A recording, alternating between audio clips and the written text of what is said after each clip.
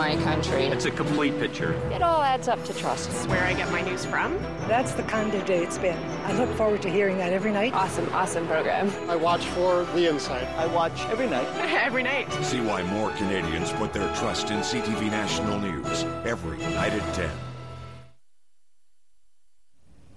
The border along Pakistan and Afghanistan was once again the scene of violence overnight. Officials say 26 militants were killed in a gun battle with border security guards in eastern Afghanistan. The bodies of 13 militants were recovered following the fighting. No Afghan border security guards were killed in the violence. Russian investigators say they have a case of terrorism on their hands. A powerful bomb tossed a high-speed train off the tracks as it traveled on a busy rail line. At least 26 people are dead, and the death toll is expected to rise. Rescue workers are searching for 18 people still missing in the wreckage. With the latest, here's CTV's Omar Sachedina. The mangled wreckage of the luxury train. On board, more than 600 passengers going from Moscow to St. Petersburg.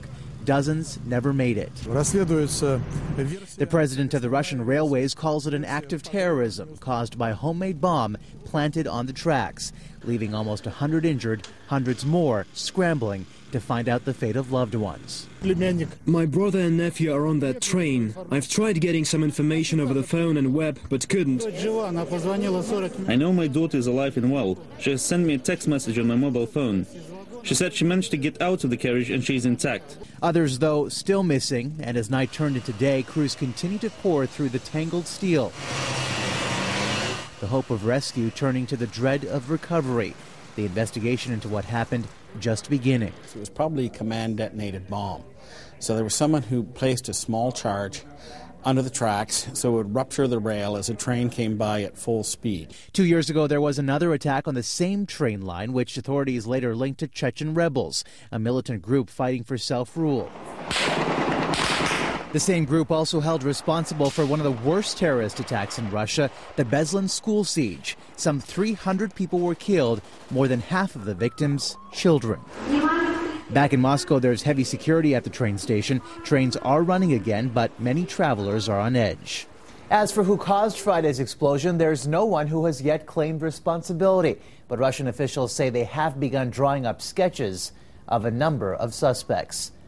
Omar Sachedina, CTV News, Toronto. Some disturbing news out of India this morning, where 55 people are being treated for radiation poisoning after a nuclear plant leak. An investigation is underway into the dangerous leak, which spilled into drinking water at an atomic power plant in the south of the country. Officials fear the leak might have been deliberate, and mischief charges have not been ruled out. It appears the couple that crashed a White House state dinner last week is now offering to talk to broadcast networks about it, provided they're well paid. An American TV exec says representatives for Mikhail and Tariq Salahi contacted networks to urge them to get in their bids for an interview. The executive says the couple was looking for a payment in the mid-six figures range, about $500,000. In the United States, Black Friday is the biggest shopping day next to December 23rd. And over the years, Black Friday has grown into a weekend of sales, often driving Canadians south of the border for deals ahead of the holidays. But as CTV's Galit Solomon reports, you don't have to make a run for the border to find a good deal. Black Friday may be an American tradition, but make no mistake about it, plenty of Canadians take advantage of the official kickoff to Christmas shopping season south of the border.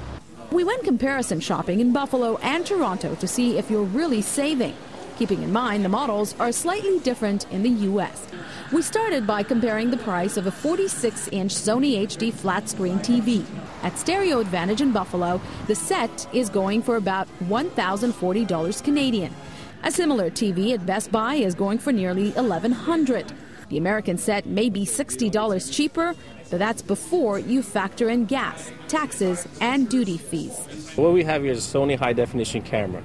This camcorder sells for $699 at both Best Buy and Future Shop here in Toronto, but a similar camcorder in Buffalo goes for $583 Canadian. That's more than $100 cheaper and may be worth the drive. So it's $59.99 and you get a free gift card with it. As for video games, the popular Call of Duty Modern Warfare 2 is priced the same in both cities. But when you factor in the exchange rate, you're saving $3 here at home. Future Shop was anticipating some stiff competition from Buffalo for Black Friday, so they held their own version of the holiday season shopping kickoff on Thursday. With almost 4 weeks to go and retailers trying to keep Canadian dollars in Canada, it's likely the sales will only get better. Galit Solomon, CTV News. Police still have not been able to talk with Tiger Woods about his bizarre accident Friday. The world's top golfer crashed his SUV just outside of his home in Orlando. He was taken to hospital and released after a few hours. No charges have been laid, but investigators want to know why Woods was left dazed and had cuts on his face. They say the crash wasn't bad enough to deploy the airbags. His wife says she had to use a golf club to get him out of the vehicle after the crash. Still ahead, a deer in a dire situation. Once they're down here, they never make it back out. This is a deadly trap. How a couple in British Columbia came to its rescue. That story's next on CTV News Channel.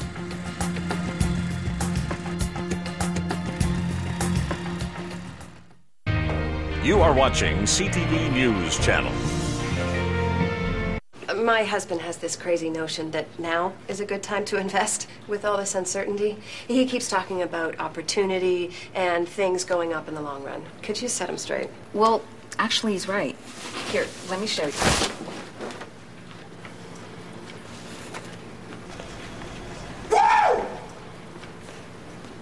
Investment opportunities are out there.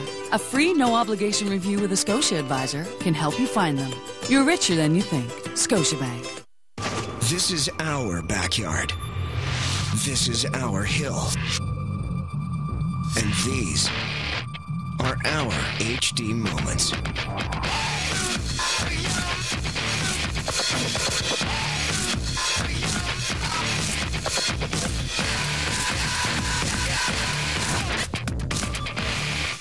Experience them on Viera from Panasonic, official HD TV of the Olympic Games. Who could revolutionize luxury and give you more performance or efficiency at the touch of a button? Only Lexus with the HS Hybrid. All new, all hybrid, all Lexus. Pursue the moment. Well, I wanted to quit smoking, but even with willpower, it was tough. Then I talked to my doctor, and now I see quitting in a whole new way. It was my time to quit. Speak to your doctor. It could be your time to quit. There are millions of mortgages in Canada. If you have one, you have a Manulife One number. Take Mike, for example.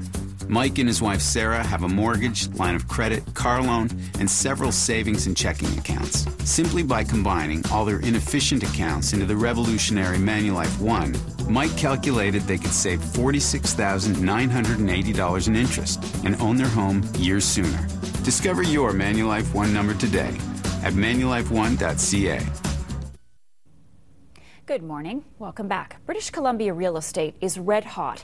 According to the latest study, it's going to take buyers a lot more money to own a little piece of heaven in Vancouver. CTV's Shannon Patterson takes a look. You give it to people in the back that are really cold. Hot coffee for cold clients. In this lineup, it pays to know Bobby Nagra. I got a chance to get first in line. Behind him, another realtor whose wallet kept her warm. I bought a spot which was number 2. I paid about $200. In 3 minutes, these doors are going to open. They've come for first dibs at The Mark, a high-end, high-rise condo complex in Yaletown. I remember last year, this time, nobody interested to buy anything. It is shocking. It is shocking. I never expected us to have 25 or 30 people sleep overnight last night. I think Greater Vancouver is unique in the whole world. I don't think in America, Asia, Europe, there's anywhere where they're having this type of strength. Vancouver certainly leads this country in home sales, but for the first time in nearly 2 years, affordability is on the decline. According to a new report from RBC, the percentage of your annual income needed to own and maintain a home in this city has gone up as much as 4.3%, the highest increase in Canada. The report concludes this likely marks the end of the affordability restoration phase in the province. It appears that the cost of home ownership will remain well above long-term averages in British Columbia. This might emerge as a risk factor going forward. This is not a bubble. There is real strength here. Strength, he says, comes from a shift in who's buying. There's real people lining up to buy these homes that want to live here.